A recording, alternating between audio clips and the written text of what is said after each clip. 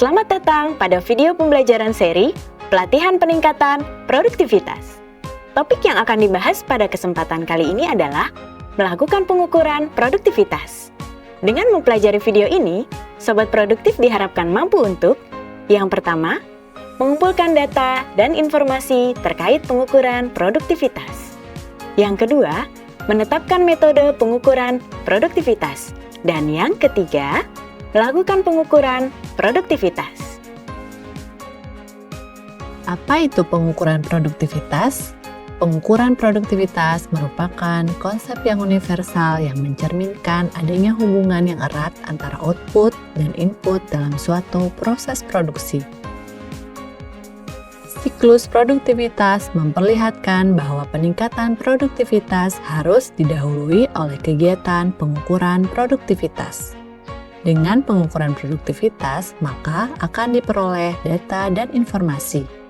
Setelah menganalisis informasi tersebut, dapat diketahui bagaimana kondisi yang sebenarnya. Selanjutnya, melalui perencanaan yang terarah dan terencana, dilaksanakan program peningkatan produktivitas. Sekarang, mari kita bahas poin-poin dalam mengukur produktivitas, yaitu pertama, mengumpulkan data dan informasi. Dalam melakukan pengukuran produktivitas, kita harus mengumpulkan data dan informasi terkait pengukuran produktivitas. Misalnya, jika kita akan mengukur produktivitas makro atau regional, maka kita perlu mencari data dan informasi seperti data PDRB, data tenaga kerja, data jam kerja, data upah tenaga kerja. Atau, jika ingin mengukur produktivitas mikro perusahaan, maka data-data yang perlu disiapkan adalah jumlah tenaga kerja, jam kerja, penjualan, pembelian bahan dan jasa, investasi, nilai tambah, dan lain-lain. Hal kedua yang harus kita lakukan dalam melakukan pengukuran adalah menetapkan metode pengukuran produktivitas. Ada banyak metode pengukuran yang dapat digunakan sesuai dengan objek yang akan diukur. Contohnya, pada pengukuran produktivitas tenaga kerja makro atau regional, yaitu dengan menggunakan rumus perhitungan PDRB dibagi dengan jumlah tenaga kerja.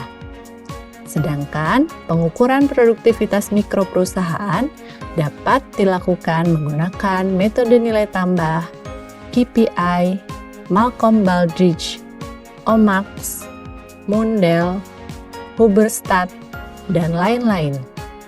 Terakhir, pengukuran produktivitas individu dapat menggunakan pengukuran produktivitas time motion study atau hasil produksi terhadap jumlah tenaga kerja.